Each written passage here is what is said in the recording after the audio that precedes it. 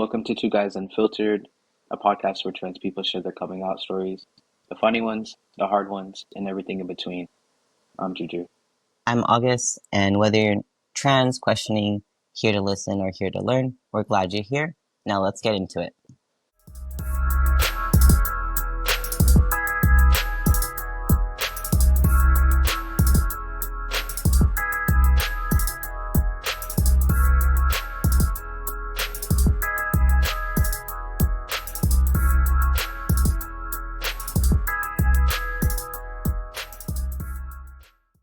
All right, Juju, give us a timeline of your coming out story.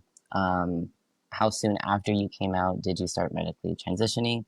And then, what's one thing someone should have warned you about but didn't?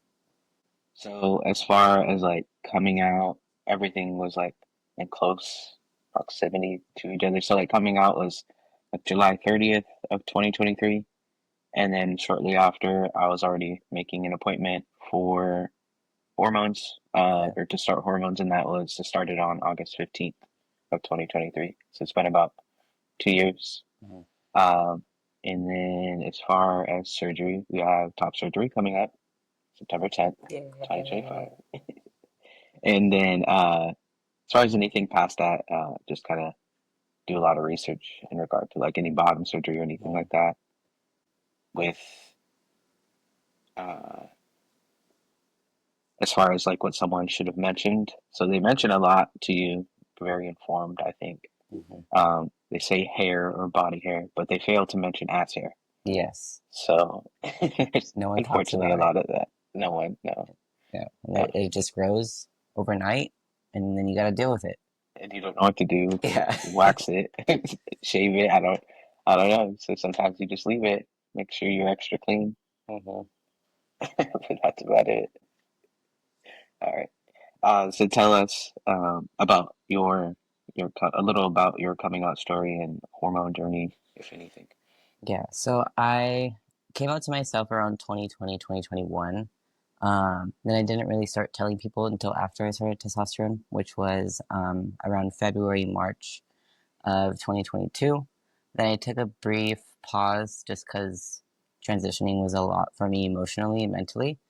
So then I started again, stopped around September, August of 2022, started again January of 2023, and then I'll be celebrating 1 year post top surgery in September 9th. That's exciting. Yeah. Yeah. As far as like emotionally, was it just like in your head or was it socially?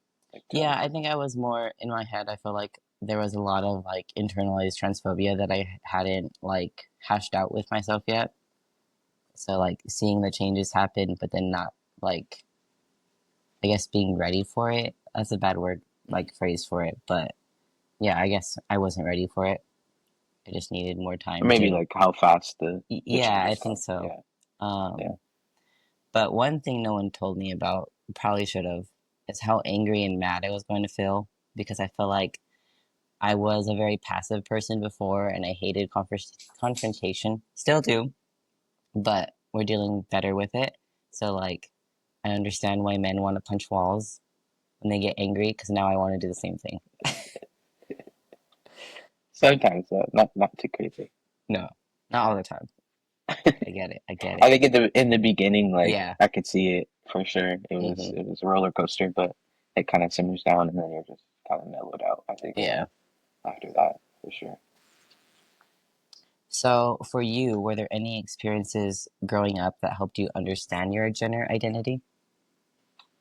So I feel like for me, growing up, just like with a lot of people too, a lot of people go through a lot of trauma. Hmm. And for me, there was a lot of domestic violence going on, like with my mom and stuff. So I was more focused on like fight or flee type of Yeah. like mindset as like a child. And so worrying about like adult things when I should have been worrying about just being like a kid. Hmm. Um, so a lot of that played into like not noticing or maybe even people around me not like realizing red flags or things that you should notice in your kid. Yeah. Um, so like looking back on it, it's like it makes sense now. Hmm. Like I remember when I think about things, like I remember specifically like trying to stand to pee when I Oh was yeah. little, and like making sure like it was quick so nobody's gonna like walk Mm-hmm. in or something. And I remember that like I would say like a handful of times, probably not just like one time or anything, but Yeah.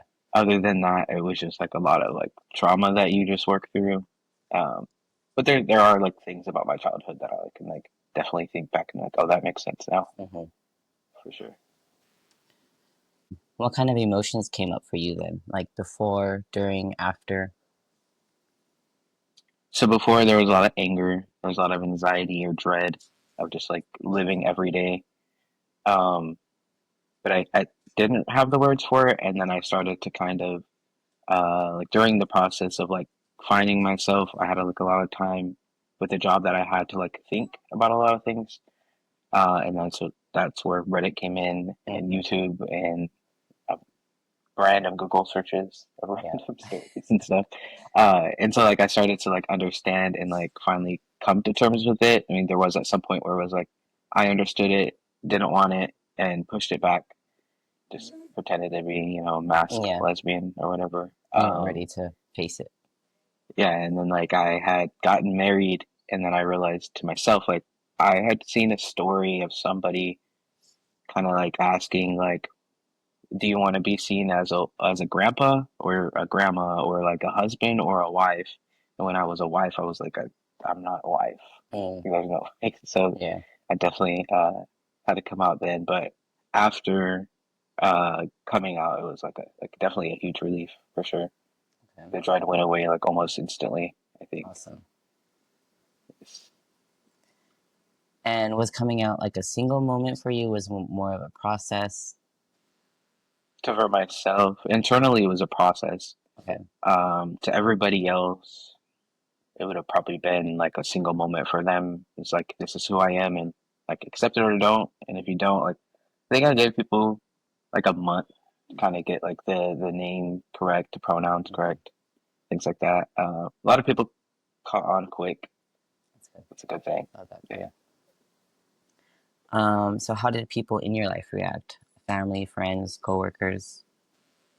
So with coworkers, it's pretty quick and easy. I just felt uncomfortable at that job Mm-hmm. or that department. Went to HR and then moved departments. Okay. So that it was pretty quick and easy. There are people there that knew me before, but they just know I'm Julian now, and then that's Mm-hmm. it. Yeah. And As then it should be. yeah, and then for like friends and stuff, friends was is the same. It was just pretty much like I guess they either got with it or deleted me off social media, Hmm. like one or the other. So I didn't really have any like confrontation with friends. Um, and then family, like for the most part, like once I came out, like my aunt and my cousins and stuff, like I was receiving like messages from them, positive messages from them, just telling me that they loved me and like calling me Julian already. And then Nice. my wife was 10 out of 10. Like I wouldn't say it was like perfect in the beginning. There were like a Mm-hmm. lot of tears for sure, Yeah. like a lot of worries.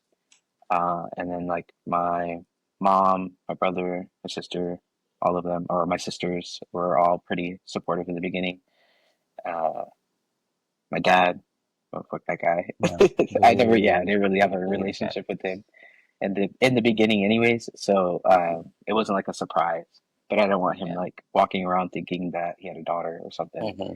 So yeah, and then my grandma, she's old, so we're Yeah. still working on that. Mm-hmm. So trying to hold on to that relationship for sure. Yeah. What has been the most affirming or joyful part of this whole journey? I think just being seen as myself, being called sir in public, being addressed properly, it like because it happened to me before, obviously, like short hair and stuff, people just Yeah. assume, but like it means more to me now that it's like it's me and I've accepted Mm-hmm. it. And so I would fight it so hard beforehand, uh, like, oh, I'm a woman, don't call me a he. And Yeah, you it's felt so funny uncomfortable. to me now. Yeah, yeah. Yeah. And then I'm like, why are they doing this to They me? know. Yeah, yeah. And then it just like now it just feels great. Like it feels good. I feel like it Awesome. And what for sure. has been the hardest part? I would say the feeling of like disappointing people, of not being who. they thought you were. Hmm. Like whether it comes to like family or being like daughter or sister or something like that. Yeah. And then also just realizing that people are either going to stand with you or they're not, and they're either going to get with it or they're not. And if they're Right. not, then you have to do what's best for you. Hmm. What hopes do you have for the future, whether it be your transition or just the LGBT community as a whole? Yeah. So as far as like myself, I just hope that I continue to be myself, advocate for trans people Hmm. is like I think a important thing that I realized I wanted to do now.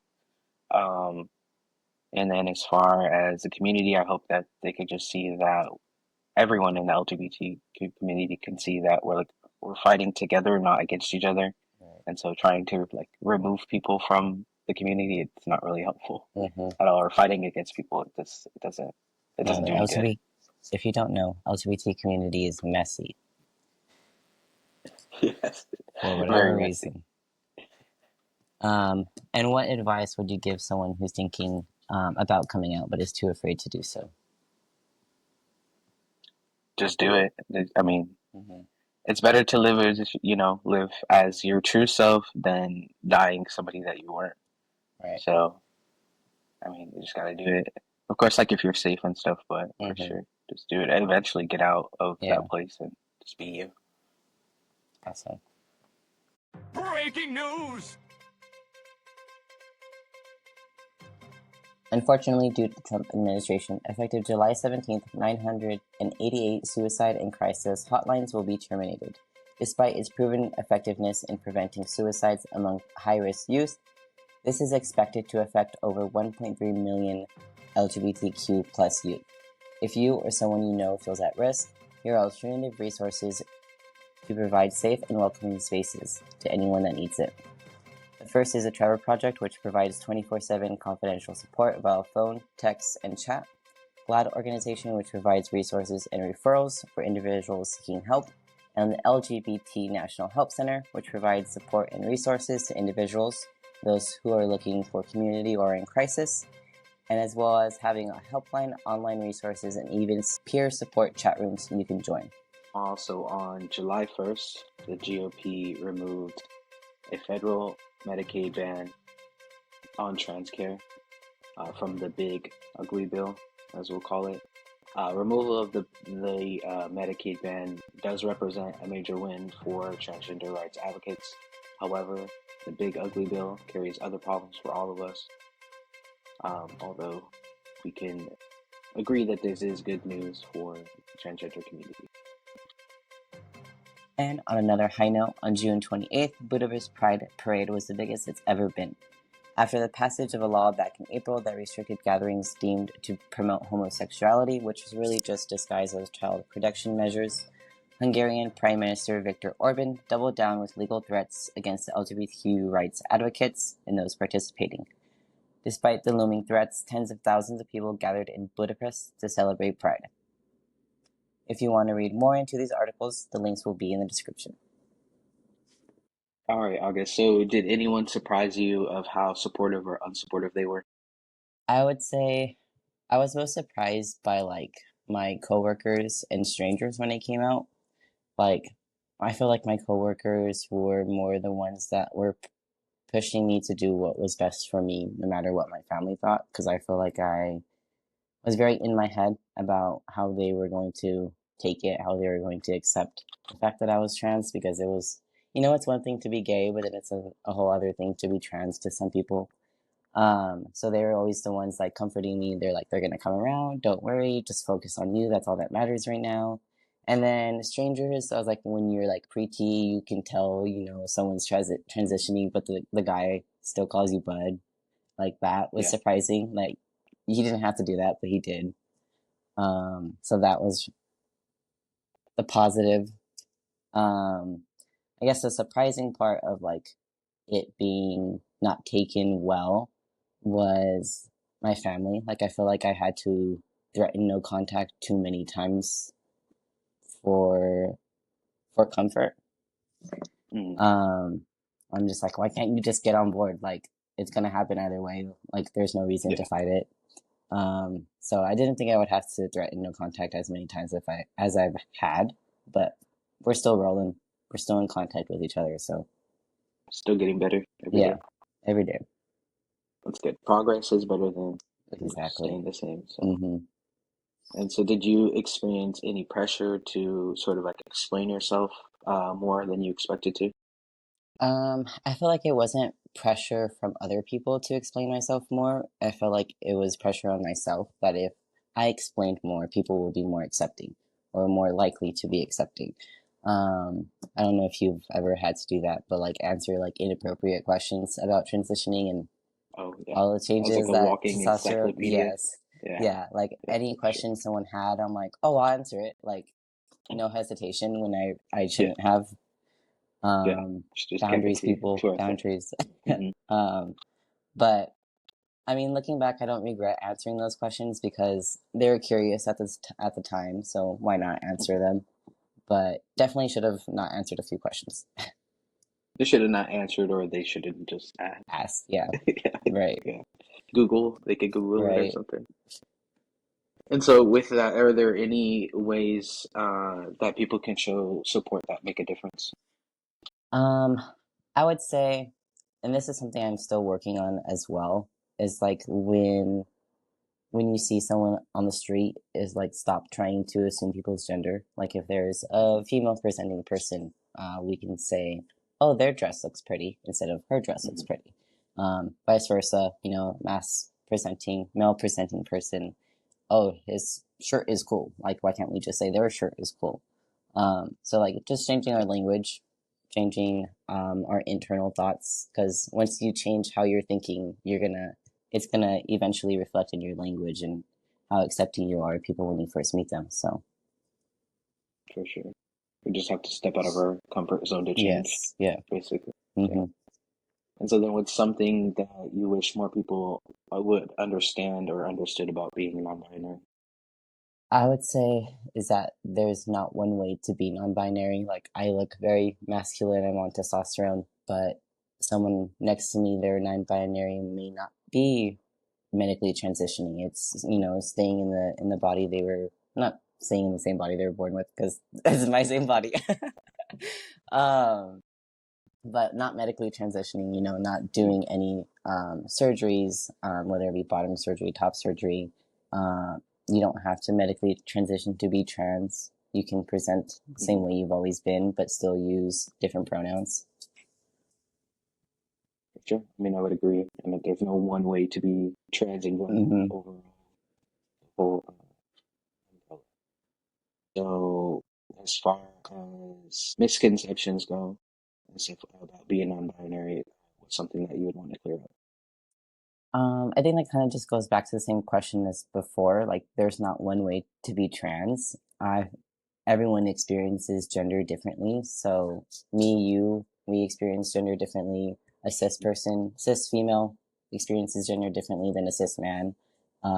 So, like you said earlier, like this is all like a trans fight is a fight for everybody, like freedom of Yeah, expression, all of that. So, the misconception is that like trans people are fighting their own battle, but it's like no, we're all in the same realm. for sure. Yeah. There's no reason to exclude certain people from Mm, the community in general, or even just like humans as a whole at this right? point. Yeah. We're fighting for just everything and everything. Mm-hmm. So, what message would you give to other non-binary people or questioning people that are listening right now? My message would be to take it at your own pace. Transitioning is not a race. It's not who can be, cis passing first. Like for me, like I said earlier, like I started medically transitioning, I stopped, and then I started again. That's perfectly okay if that happens to you. You're not, your transness isn't automatically invalid just because, you hesitated for a bit. So take it at your own pace and give yourself grace while you transition. I agree. Good. And then if you can go back to yourself and talk to your younger self, what would you say? I like this question. I would tell myself to stay fucking weird because I feel like I was so self-conscious of who I was. I was so afraid that someone was going to find out I was gay or trans somehow, some way. So I feel like I had to hide who I was most of the time. But now that I'm out as trans, out as non-binary, I'm like, fuck it. Like I can do whatever I want. So stay weird, Yeah, guys. for sure. For sure. Be weird. Be the weird kid. That's it. And then, so as far as like just with the podcast and like what we're wanting out of hmm this, what would you say is like something that you want personally out of us doing a podcast? Personally, I just want to hear other people's stories. Like I love hearing, like it sounds weird. I love hearing the struggles and the hardships that other people had to go through to be themselves. Like there's no reason why we should have to fight this hard, have to fight the legal system so hard just to be ourselves. So hearing about other people's struggles, their successes also, and like celebrate those wins with them and then be there for them, during those hard times.